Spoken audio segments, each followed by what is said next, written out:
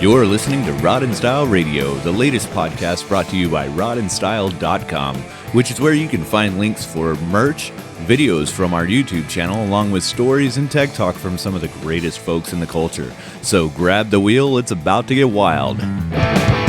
You've tuned in to Rod and Style.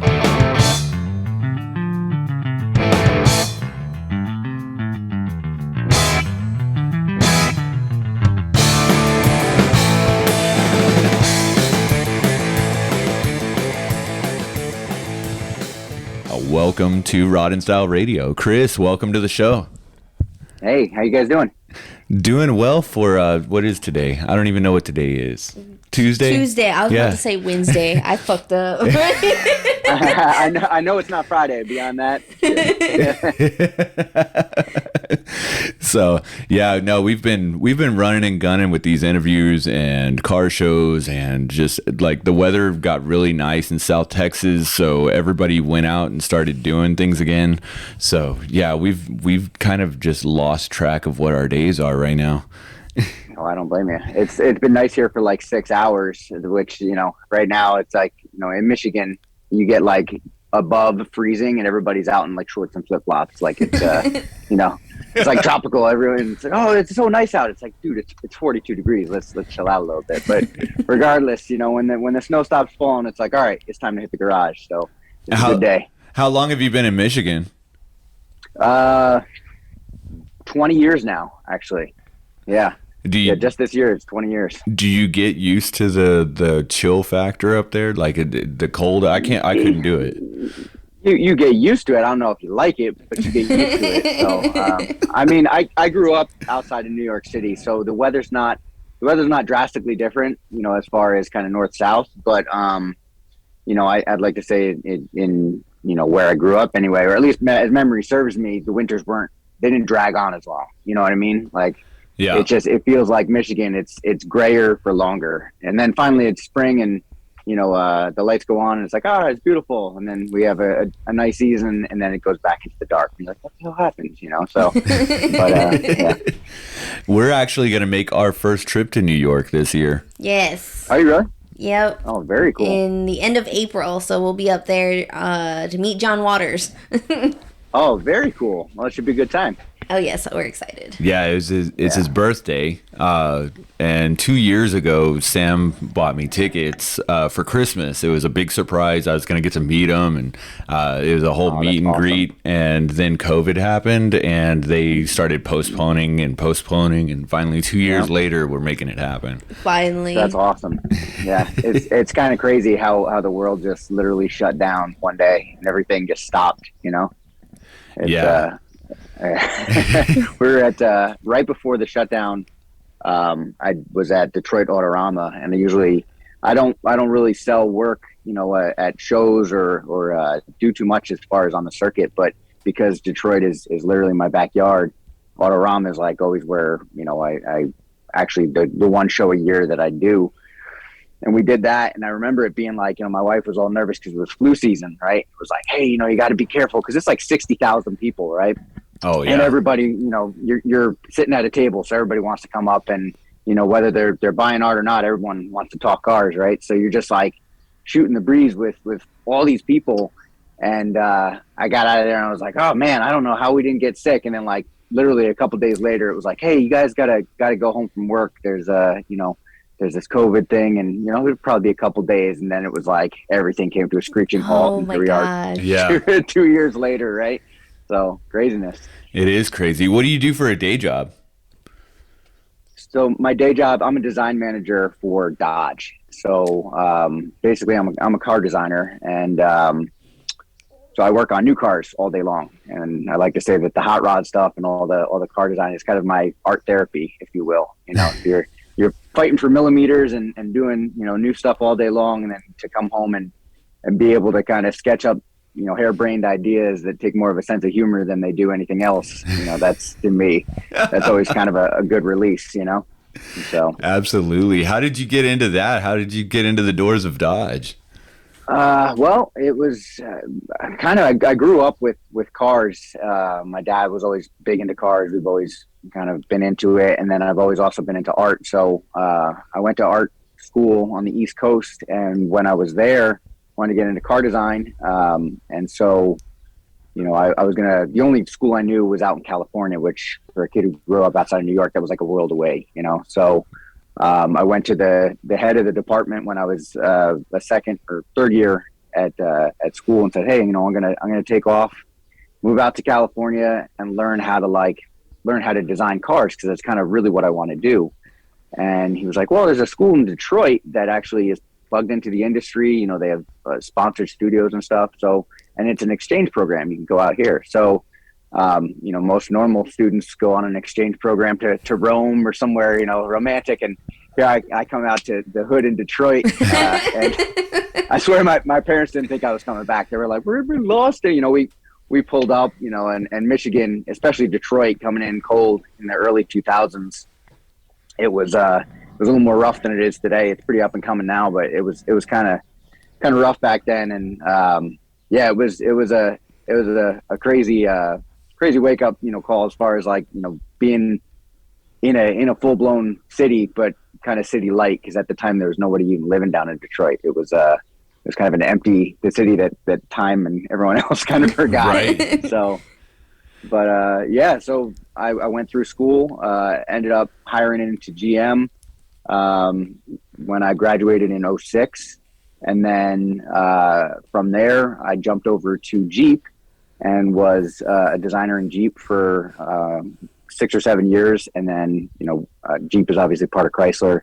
And so I went over to Dodge about 3 years ago now. So I've been manager of the Dodge studio, which has been a blast. I mean, both Jeep and Dodge have been really cool just because they're brands that are full of the people who are into the brand are very, very passionate. It can be hard for me to be into a brand or design for a brand that just made people movers, just kind of oh yeah, it's a car that gets me from A to B, so at least the people are, and Dodge is full of hot rodders, it's modern day, but it's, everybody's, wilding out. So it's always still fun to be, around a crowd of people who really appreciates, speed and, just the asinine things that we do, So.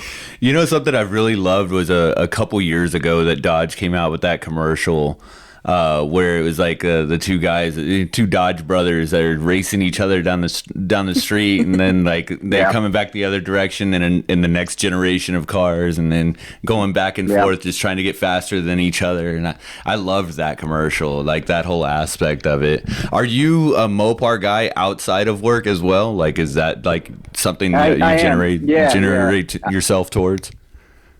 For sure. Yeah. I mean, like I said, I grew up with cars, but in general, my dad's a Mopar nut. So, I grew up with a lot of, big old Chryslers. He had some early kind of muscle cars as well. Not so much into the kind of later, late 60s and really the popular, early 70s stuff. But for me, I always liked the big old Imperials and big land yachts. And, absolutely. Early stuff like that. And then he's also, he had a bunch of hot rods and stuff when I was a kid. So that's kind of come into it as well. So most of the cars that I have now are Mopars, but I have a couple other odds and ends as well. So what all do you have in the collection there? Well, I have a 68 Imperial Crown Coupe that's I'm about 98% done. I kind of built it out as a static drop, kind of early boulevard cruiser. So it's on early Skylark spokes. And then behind it is my first car, actually, that I bought off my uncle when I was 15. It's a old 65 Dart GT convertible. Very cool. And then I have back in the other, I call it a garage. It's actually a tent, which, it gets pretty deep here. So, I got a 29 Model A RPU, and sitting in front of me is the Hemi that's going to go in that. So it's more of a pile of parts than it is a real car. But, yeah.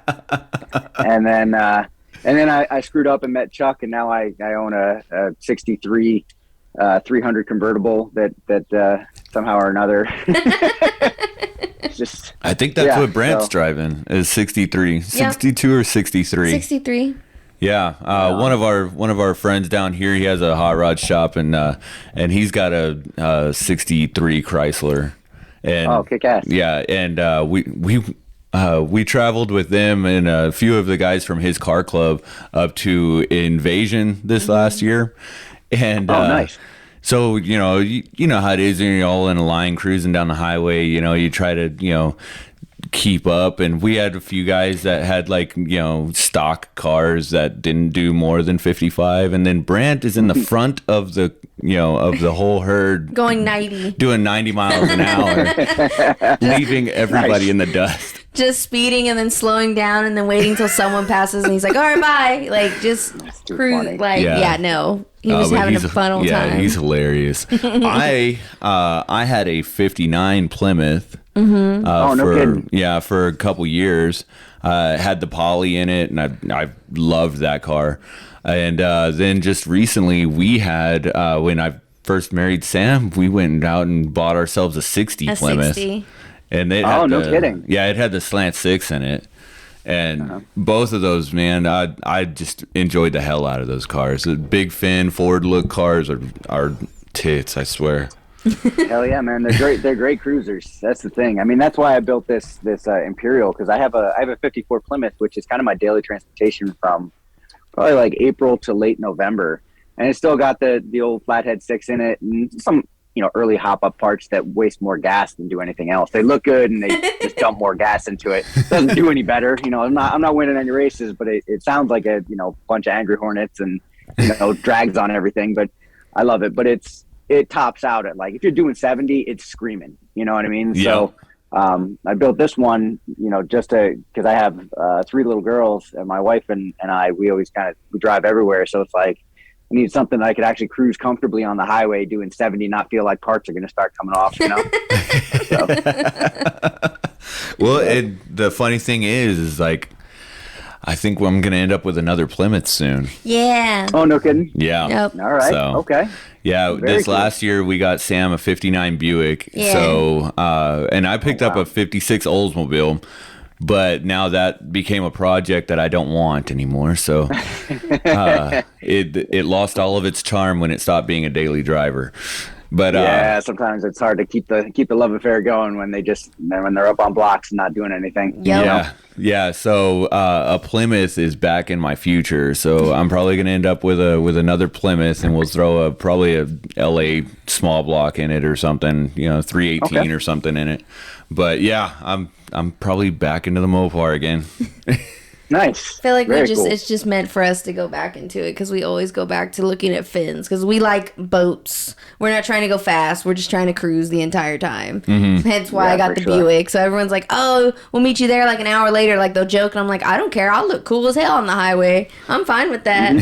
Everybody knows when I show up. Yeah, exactly. Yeah, style for miles for sure. Yep. Oh, absolutely. Absolutely. So tell me, of course, you went to school for art. You grew up wanting to draw cars and stuff, man. When did the design aspect, like that, all of your hot rod stuff that you posted online, when did that start taking over? That probably around 2005 or 6, I started getting back into, you especially in school, or when you're really trying to get into like a design, right? Or even car design, which is more specific.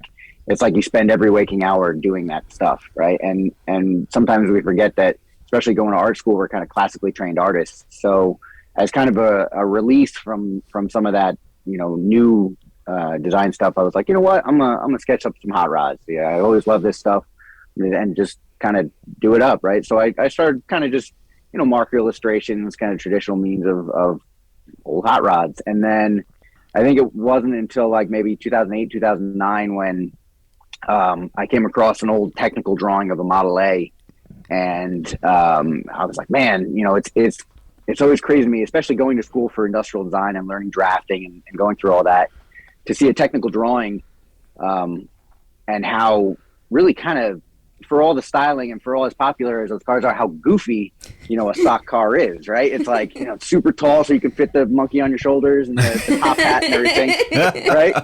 So it's like, man, and they sit, with the 19s and everything, and you're sitting all tall and more like a horseless carriage than a car. And I was like, God, like when you really, when we personalize these things, when we cut these things up to make them our own, to make these hot rods, how much they change proportionally when we personalize them. So that's kind of the idea where that I came up with this kind of blueprint idea. So I drew up this Model A, this chop channeled, just super slammed Model A, and put it over this old blueprint. And people just, ate it up. It was one of these things. I posted it on the ham, going way back, and people were like, man, that's really wild. And it kind of clicked that it was like, man, people really do appreciate, especially when you show them something like, how much it changes. It kind of pulls on the heartstrings of every hot rodder that's like, yeah, this is what I do. I cut these things up, I make art out of a production, something that was mass produced. I can turn it into some kind of art, in reference to building a hot rod. So that's kind of what I had hoped to achieve with that piece.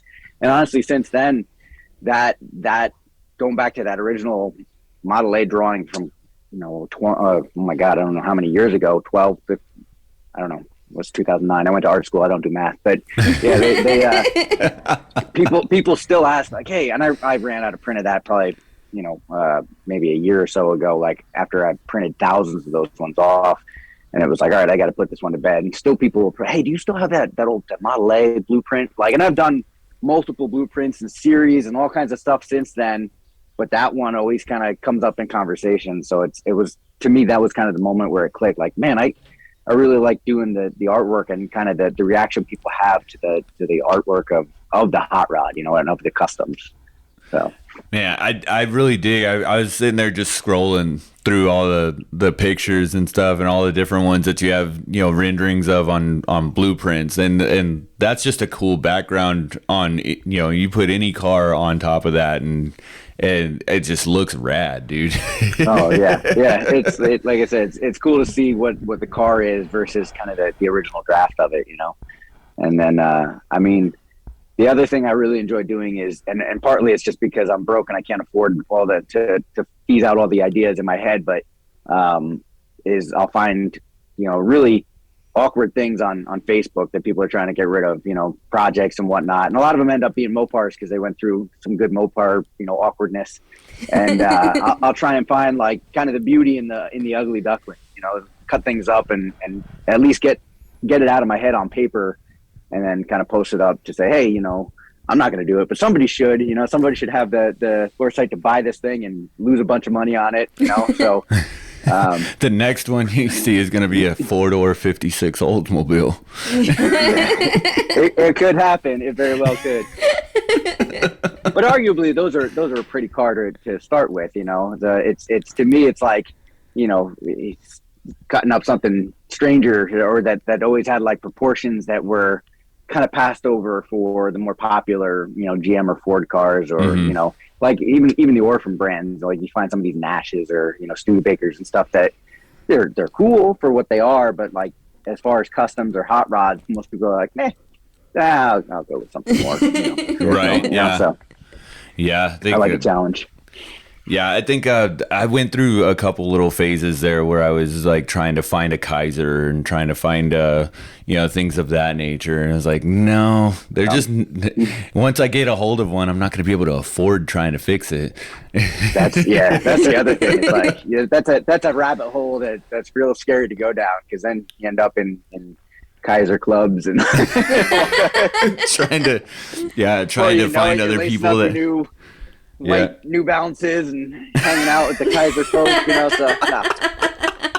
I love it. Dangerous, man. You got to be careful.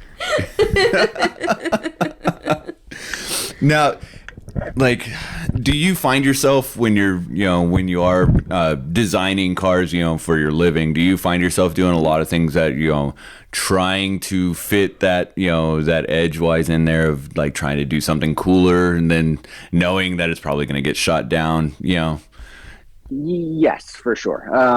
But honestly, I've been really lucky in the sense that between working for Jeep and now working for Dodge, that some of the harebrained schemes get embraced rather than shut down. You know really? What I mean? So it's like Well, yeah, I mean, even when you look at Dodge, it's like these are the people who were like, you know what, but Hellcat's not powerful enough. We should bring a demon out and just get banned from the NHRA. You know, it's like it's where most, you know, billion-dollar corporations would be like, that's a terrible idea. Dodge is like, you know what, let's give it a shot. So to me, let's make 3.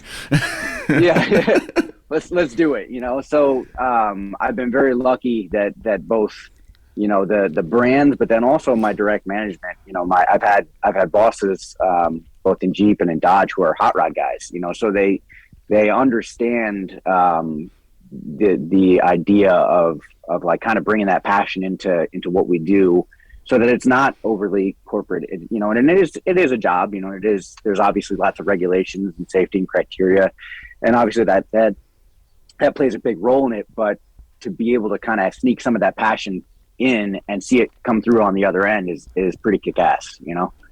So yeah, I would imagine so, man. And of course, like, we wanted you to come on the podcast and not have to talk shop and, you know, talk about, you know, your day to day. But I mean, what you're doing is pretty damn cool. So I dig what you've got going on. It's cool.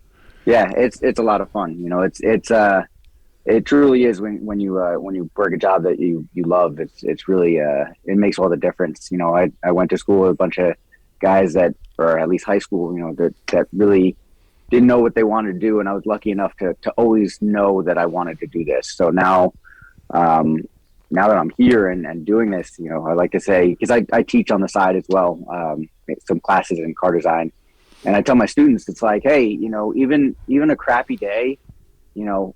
There's going to be those, obviously, you know, but even on some of the worst days, you have to kind of sit back and think, you know, shit, I get paid pretty good money to draw cars. Like that's okay. You know, put it in perspective. That's pretty awesome, you know? So, it's pretty cool. I can't complain. Yeah. The worst day drawing a car is probably still better than the best day digging a ditch. Yeah, exactly. So I got it pretty good, man. I wouldn't complain. You know, it's cool. I do enjoy it a lot. So yeah, my tattoo artist. I just recently had a conversation with him. He's from the Chicago area, and we were talking about cars because down here in Texas, no cars have heaters. Like, you know, old cars, nobody builds their car to have a heater in it. Like, it's unheard of. It's like, oh, that thing doesn't work. I'm not gonna bother fixing it. And he was talking about going to a car show this past weekend, and it was gonna freeze. And he was, you know, he had the heater core fixed and everything, and he was gonna be able to drive his car. And I was like, you have heat in your car? And he's like, yeah, dude, I'm from Chicago, man, like where we had to have this. And he told me about, like, you know, working in some terrible jobs, you know, laying framework to buildings in the middle of winter, and, you know, they don't even have walls in them, and, you know, it's windy. And yeah, I was like, nope, nah, I'm good down here in South Texas. yeah, I envy you. That's I can't imagine. In Chicago's, they get the lake effect, so they get it twice as hard as we do. You know, that's next level. I'm good. I'll stick in Detroit here. Now, did you just recently go to this last Autorama that they had?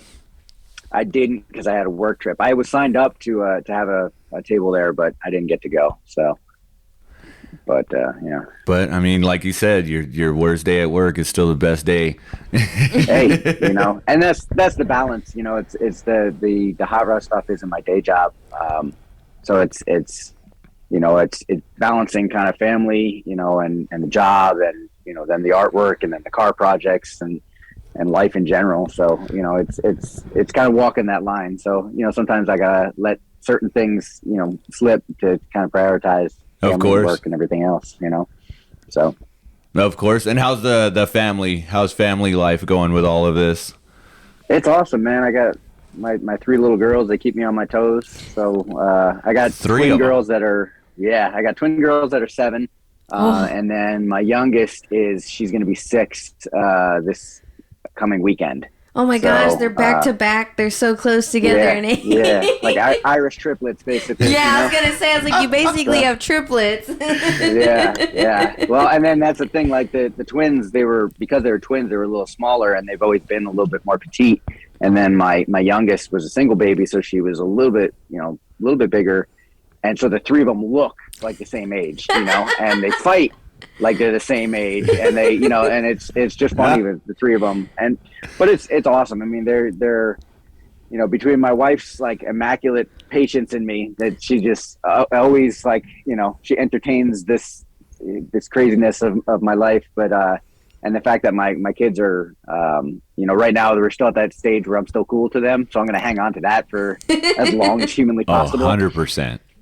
Yeah. But they're out in the garage with me all the time. In fact, my daughter was out here earlier, and she was like, Dad, when are we when are you working on your cars again? Because it's like finally starting to thaw out. She's like, I'm like, soon. She's like, because I want to get in and drive it. And I'm like, all right, well, yeah, we'll get to it soon enough. So it's always fun to have them.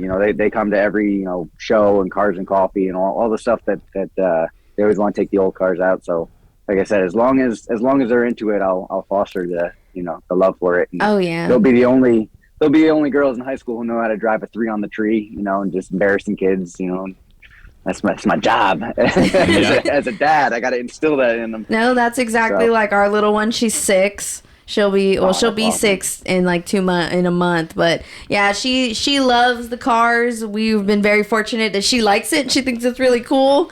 So she'll be like, Mom, are we gonna go drive? Like, what was it? 2 weeks ago, I went to go pick her up from school, and we had to go pick him up because I was getting my car worked on, and she's like, can we go pick him up in the Buick? And I was like, I haven't started in a week. Well, can we go?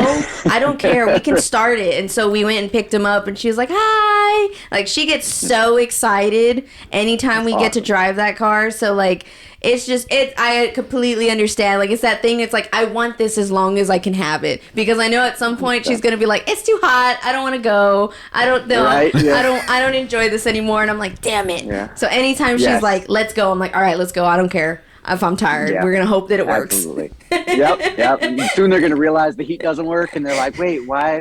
What is this shit box that you're driving? I don't care. It's not classic. It's just old. And you're like, oh, man.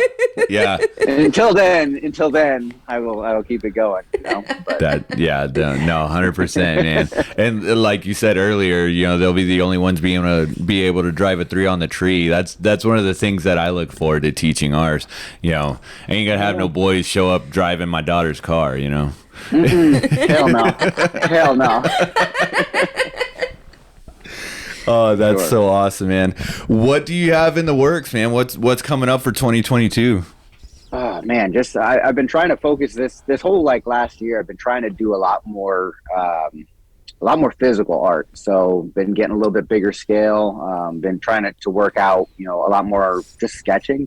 At a certain point, a lot of the work, I'd say, all of the work I do at work, so for the day job, it's all digital. Everything's on the computer, and it's the future. I mean, it's been the future for a while. Even since I graduated school, it's kind of when we made the transition into really where the tech caught up to it. There's big, Cintiqs, which are monitors that you can actually draw on, and they're sensitive enough to actually have a pretty good, transition into the digital world. But to me, there's always something a little bit lost when you go away from physical kind of analog work. And I think what it is that when it's manual work, and when it's physically, coming from your brain to the paper through a pencil or through a marker, it's raw data, right? there's no undo, right? You can't just erase something, or I guess you can to a certain extent, but it's you're putting it down, right? And there's a commitment there, which I really like. Mm-hmm. So I've been trying to kind of go back to my roots a little bit and get more into just churning out sketches and not super finished, super detailed art, but a little bit more embracing the sloppiness of the sketch, right? Yeah. So kind of throwing the markers at it, getting a little dirty with the splattering and kind of the paint and the pen and everything, and keeping it loose and having a lot of fun with it. So I'm trying to kind of keep going with that. I'm hoping to do a little bit larger scale and kind of exploring that more, so I can do some more original work. Man, That sounds awesome, dude. I really look forward to being able to possibly meet you soon in person. We're going to be making some trips on the road, and Detroit might actually be one of our trips. If not 2022, it'll be early 2023. Yep. So yeah, we've already had to figure out that scheduling for us, it has to start like a year in advance. No doubt. Especially with all the car shows and all the the craziness that has gone on. It's like now you really do have to schedule things out and see if plane tickets are even going to be worth anything anymore. Something tells me the art of the road trip is going to become a thing again. But then again, I don't know, with gas being like $160 a gallon, I don't know, which is Tell me about it, man. What is it? What is it right now in Detroit? It's not too bad. I think it's like I think it was low fours.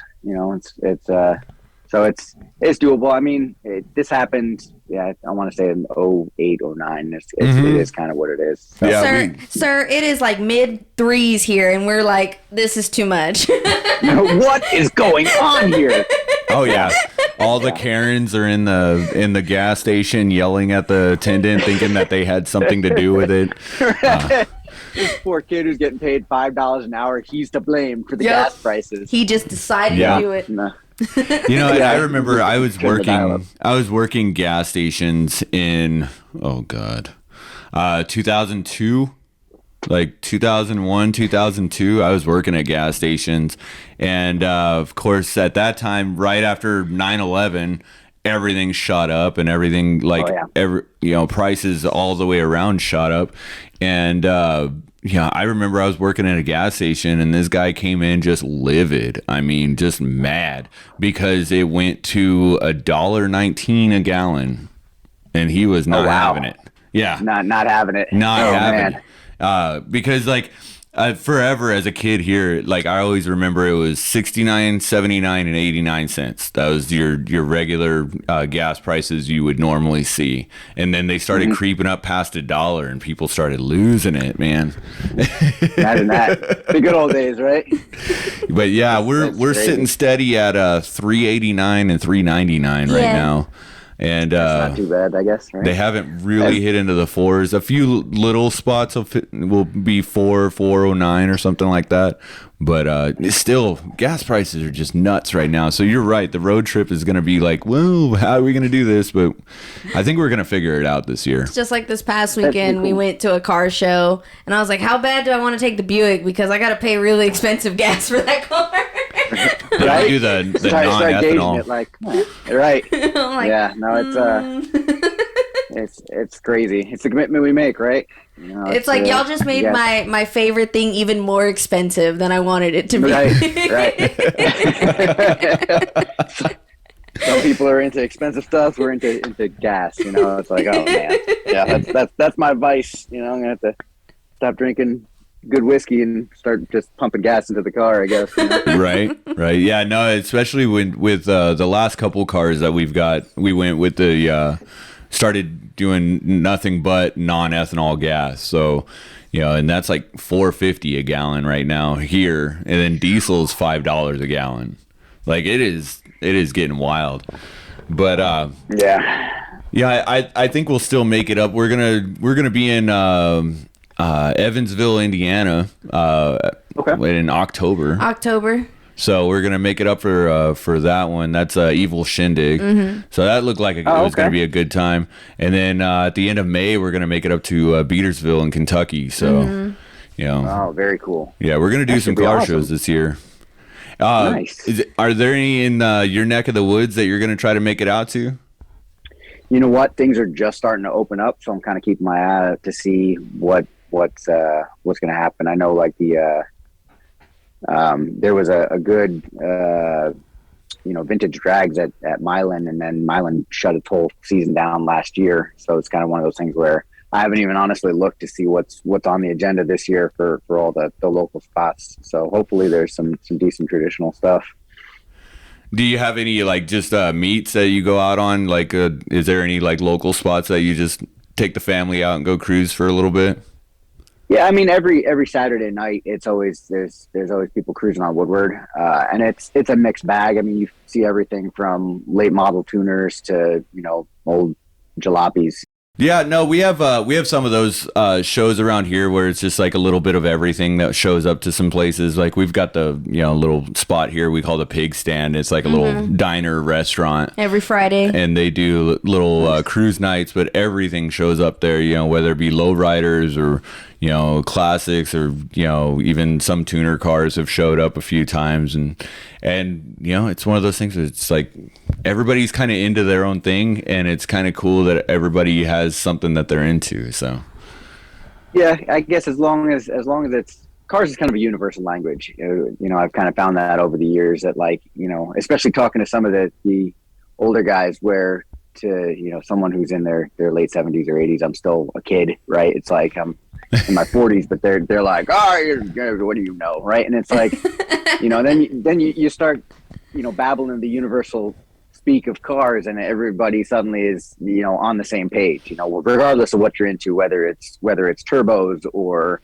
Strombergs. It doesn't really matter. Once you really kind of to break through there, it's all about kind of the mechanical nature of what makes us love cars, one way or the other, right? So and for that matter, or because of that fact, I guess when we do things with the cars, I wish there was a little bit more of a traditional scene, only because that's kind of a lot of where my taste is. But I still like just even the kind of cars and coffee things that attract everything, just because it's like, yeah, if there's a couple cars that I like, I'll concentrate on those a little bit more. But regardless, it's always fun, and keep it light. And again, my girls are too young to really have too much taste besides looking for like a pink or purple car, and then their day is made. Pretty much. But we know that. So yeah, that's it. It's a purple car. It's like, yeah, it's a cool F-body Camaro, but all right, you. But it's purple. But it's purple. It's purple. They're actually funny story. They went to so Dodge puts on this event here, and it's called Roadkill Nights, and they shut down part of Woodward Ave and run drag racing on the street itself, and it's a big production and stuff, and everybody who signs up to race, of which there's a lot, gets kind of a VIP pass to stage their cars before the actual race itself. So, and of course there's lots of different stuff, a lot of late model Chargers, Challengers, Mopar, stuff like that. And so we're walking the line and seeing all these cars, and there's this bright pink and purple Hellcat Challenger, and of course my girls were like, oh, look at it, and they run up to it, and my wife and I are kind of trailing behind, like, oh yeah, it's a purple car, and they're like, can we take a picture, and I walk up, and really, really well on the hood is like full tilt, titties out, stripper on the pole, and it says like nasty purple bitch on like, I'm like, oh god damn, and I'm like, girls, step away, we're good.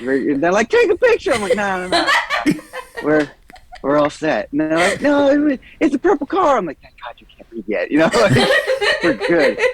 And they didn't really catch the hood because they're still short enough that I was they like, can't see it.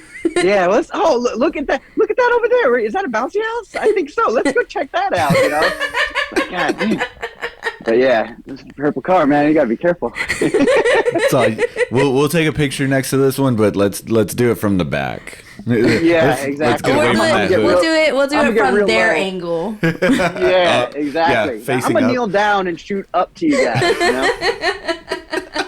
Oh my God, yeah.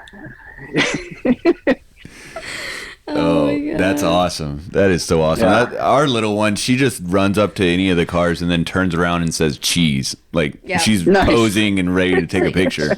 I'm like, oh, okay, that, or when we first started taking her to shows, because we took her to a lot of the local ones here first, because she hasn't really traveled that much with us yet, because she's still, you got to get them used to that. You can't just be like, oh, we're gonna drive 6 hours away and hope for the best. No. Yeah, no. Yep. So we took her. We took her to some of the ones here, and this was like when she was like barely 2, and she would run up to the cars and try to like open them, and she's like, where are the keys? She would just be like, keys. I'm like, it's not our car. She's like, but keys. Give me the keys. I'm like, oh my you God. do understand what I'm saying. Just give them to me. Yeah, right? exactly. Like, I know you have them. You just don't want to give them to me. But we awesome. couldn't ask for anything better as far as that goes. She's into it. That allows us to be into it. She gets so mad when she doesn't match us. Like, she's like, I want to match. We need to all match. I'm like, all right, that's what we're gonna do then. No, that's awesome. Yeah, kids are awesome. The next amazing. generation of this. Yeah, this whole hot rodding 100%. Thing. Well, it's like I look back onto like my dad and I, one of our things, and still to this day, our language is cars. He's still in New Jersey, but we'll talk a couple times a week, and he'll ask about the kids and whatnot. But for the most part, it's like, hey, did you see this whatever on Marketplace, or and it's like we'll just go back and forth like 9-year-old girls, shooting the shit about deals and how good they are or how bad they are on what used to be Craigslist and now it's mostly Marketplace. It's just and that's to me, it's like we've kind of shared that bond since I was a kid, since I was probably like 6 or 7 years old, and I started going with him in his old flatbed and going to these areas and rescuing cars from barns and all the adventures that ensued. So and even so, like my wife is like, when I go to pick up one of these shit boxes that I'm always buying and selling, it's like, yeah, take the kids with you, because it's like, give them that experience, and let them enjoy it, or let them at least experience it, and they'll decide whether they enjoy it or not. But so far it's worked out that anytime I'm like, hey, I got to go pick up this old car. Oh, can we go? It's like, well, yeah, as long as you stay safe, stay out of the way when I'm, pulling it on the trailer and everything. Oh yeah, so they're into it, which to me, that's like, I don't know that I could ask for much more. It's so cool to have them excited about what excites me, because I'm obviously such a nerd about this stuff. So, what's one that you remember going to get with your dad? Oh my God, there's been a lot, believe me, with the old man. One of the things I remember most, we were at it wasn't necessarily going to rescue a car, but it was going to a show with him, and him and I, we still do. We go out to Chrysler's at Carlisle every year out in Pennsylvania, and so he'd load up his old truck with a bunch of old Chrysler parts, and then we go and sit at the swap meet, and it was like, I want to say it was like 106 in the shade that Saturday, and for a kid from New Jersey, that was nothing to be messed with, right? Yeah. No. But also for someone who's 7 years old, that means absolutely nothing to me. When my old man's like, "Hey, you gotta chill out. You can't be running around like a crazy. It's too hot for that." So I ended up getting, I think it was heat stroke, but heat exhaustion, and basically kind of passed out. And there was an old school bus, and he put me under the school bus to like, it was the only shade in this giant field of fucking blast furnace, and and then of course that's when he talked to my mom, and my mom was like, how's Chris doing out there and everything, and he's like, well, he's under the bus, he's doing good, he's sleeping it off. She's like, get under the bus, so she wasn't very pleased, but it was like, to me, it's one of those things where it was like, yeah, it was a great adventure. To my mom, she's like, you almost died at a car show, but what's a little heat exhaustion between friends? Yeah, exactly. Yeah. No, we've gotten all kinds of stuff. Like when I interned out in California years ago, and him and I took a trip across the country. So the two of us drove out together, and he flew home. And then at the end of the summer, he flew back out. I picked him up at the airport, and the two of us drove back. And we hit every junkyard, every parking lot, anything where there happened to be anything that was like older than 1960. The two of us hopped out and we're like, hey, we see you got an old piece of shit here. We've decided to come talk to you. And like, not that we had a means to like make any moves or buy anything, but just that, the fact that, you see old cars, especially, if you grow up in the East Coast or the Midwest, it's all, rusty shit. And you get out into the West, and it's like everything is gold, right? There's things in junkyards that are nicer than cars I've bought, right? So, so I remember we were driving out there, and I think we were in Nebraska, driving down 80, and we see this field on the north side of the highway, and it was full of old cab overs, right? And it was like a bunch of old steak trucks, and like, and so pull off the next exit and work our way back to it. And it was this old dude named Clark, overalls, the whole 9 yards, right? And he was super suspect when we, these two East Coasters, jump out of the car and come charging up at him like, "Hey, how's it going? We just saw you had a bunch of junk. We wanted to talk to you," right? So. I shit you not, he was genuinely afraid that we were from California. He was like, "Oh, where are you? Where you guys are from California?" And we're like, "No, we're from New Jersey." He's like, "Oh," and he instantly brightened. He was like, "Oh, those California people, they try and come out here." I'm like, "Well, no, you don't have to worry about that. We're just kind of passed through." And then once he realized we weren't from California, he was like, "Oh, jump in the El Camino. I'll take you around." And so like he literally gave us a guided tour in this 80s El Camino without doors that he had as a property car. Yeah, it was special. it was something. Wow. So, but dude had some cool shit, So, yeah, it was an experience for sure. I bet, man. And a trip like that, man, from the East Coast all the way out to the West Coast with your dad, and then being able to stop along the way. And I mean, that's a year's worth of podcast episodes right there. God, yeah, dude, it was honestly, like we met so many people through, again, that universal language of cars. As soon as we, and there had to be some proving. You always have to warm people up, let them know that you're not just trying to swindle them or something. But once it was like, hey, we don't have an agenda besides the fact that we are into the same shit as you are, it was like instant, like, oh, well, then we should be friends. And then it was like. Absolutely. And it was on, we got to see all kinds of stuff. I got chased out of some dude's yard. We, again, along the drive, there was a dude who, again, we stopped in because he had a few cars out front of his house. It turned out he had a whole bunch behind, and they were mostly, a bunch of Fords, bunch of General Motors stuff. And after talking to him, he was like, "Oh, you're into Mopars. This guy up the road has an old Plymouth." And we're like, "Oh, you have our attention, right?" And he's like, "Yeah, his name's whatever it was." Like, "Yeah, go. Here's the directions." Right. So we drive up the road, pull into this driveway, and it's a long, windy driveway, and there's a single wide, and then a Quonset hut that's got this Plymouth is sitting in there. Right. It's a silver Plymouth convertible, and so I go, of course, my old man sends me. He's like, "Hey, go knock on the door." So I'm like, okay, less likely to gun down a kid, right? So I go knock on the door. Nobody answers, and I keep knocking on the door, but there's cars in the driveway, but no one's. So I go back to the car. I was like, no one's answering. He's like, "Well, take a look and see if it's a automatic. Go take a look at the car." Again, sending me on these missions. So I start walking towards the garage, and this redheaded kid pops his head out from God knows, I don't know where he was in the woods, but he literally materializes like, "Hey, you shouldn't be going through other people's stuff." And it was like, "Oh, well, hey, young man, we're looking for your dad.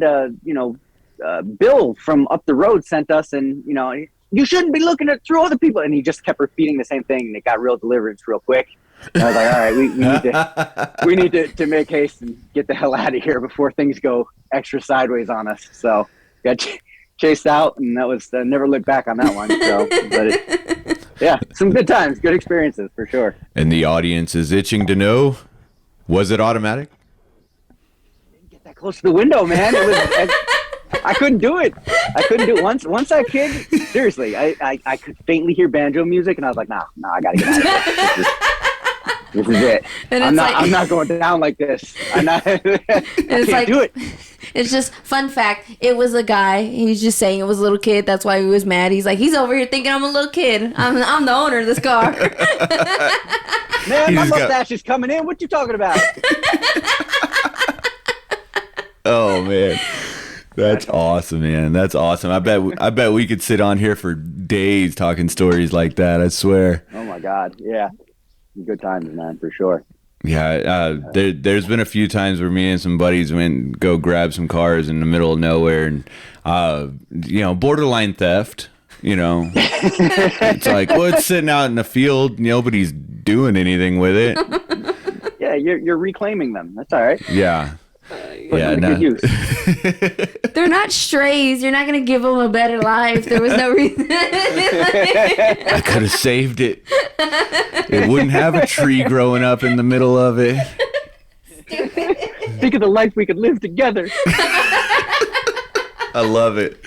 Chris, is there any folks that you'd like to give some shout outs to before we get off of here? My man Chuck, he's been huge as far as just kind of getting me introduced to so many cool people like yourselves, and just get my work out there. Yeah, man, it's been good. But that's basically it, man. Just for now, I'm just kind of going straight on and enjoying the road, Awesome, man. Awesome. Well, we will let you get back to your normal daily lives. Sam has something to say before we jump off here real quick. I always do. He wants to thank his loving wife who's so patient and his kids who love cars. You already know that. I mean, honestly, I always throw the shameful plug in there. I'm like, no. She does. Dude, I plugged them a while ago. They all know that if this Take two. If they didn't have the patience for this, I'd be the one living in the trailer chasing people out of my Kwanzaa hut. I love it. All right, folks. Well, you know what to do. Stay wild.